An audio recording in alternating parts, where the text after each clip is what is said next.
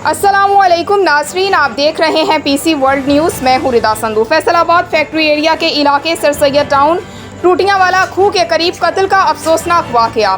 दामाद ने ससुराल के घर आकर अपने साले को कत्ल और ससुर को शदीद जख्मी कर दिया। फायरिंग से इलाके में खौफ व हिरास।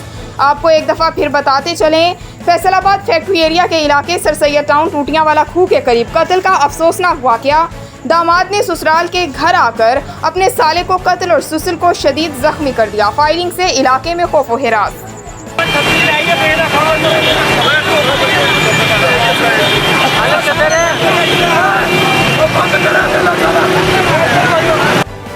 भी फायर मारा, कुछ किस्म बेटा मेरा बच गया, लेकिन इन्होंने बड़ा जुल्म किया। लोहे दे राड पिस्टल इन्होंने बड़ा जुल्म किया।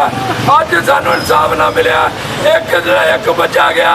असी भी सारे खुदकुशी करेंगे, खुदकशी करेंगे, असी भी करेंगे।